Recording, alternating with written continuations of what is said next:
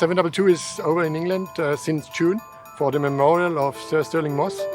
And today we tried to fire up the engine, did some laps here to check if everything works, and we're happy so far. We're at the Royal Naval College in Greenwich because basically it's like a sort of stunt double for the centre of London. It's where people like Bond and such like come and film, so that they've got somewhere that looks like Whitehall but is all closed roads. This is where the camera guys have the time to sort of indulge themselves a little bit and get all those details.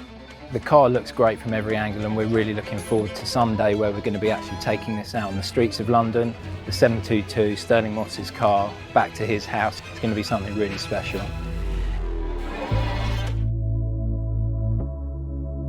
It's a once-in-a-lifetime event today to get 722, the car that Stirling Moss made so famous on the 1st of May 1955, back home here in London, where Sir Stirling spent pretty much his entire adult life.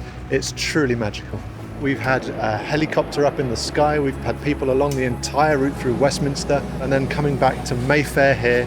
The car was filmed car to car with a tracking vehicle, and cameras inside the car as well, just to capture everything once. We had one chance to do this.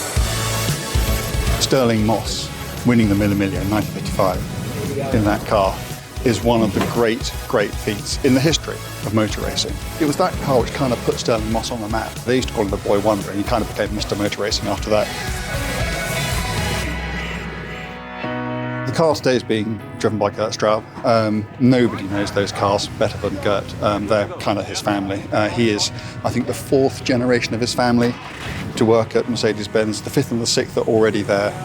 He's retiring today, so this is kind of like the last thing he's going to do. What a way to sign off a career. There really couldn't be anybody better or more appropriate to be driving that car today.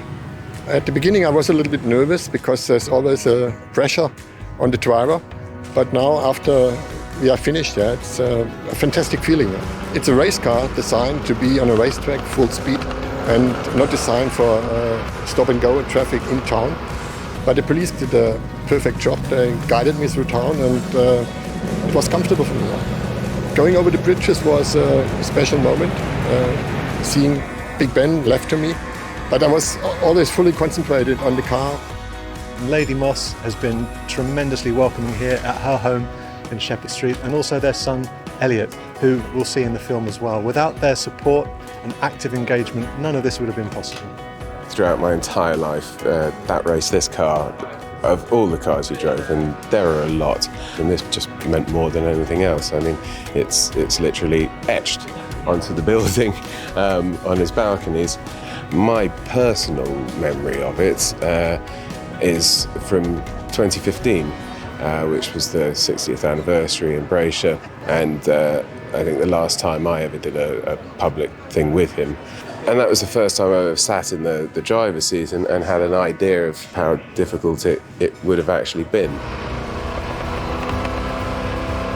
There's something for everyone in this film, whether you're a lifelong fan like me or you're new to the story of the Mille Miglia and Sir Stirling Moss.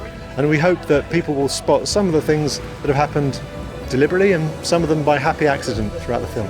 And I think it's only fitting that 722 moves to a new phase of its life, and we'll be taking her back to the museum in Stuttgart, where millions of people a year will get to see her up close and in person. And of course, for all of the rest of us, there's always this fabulous film.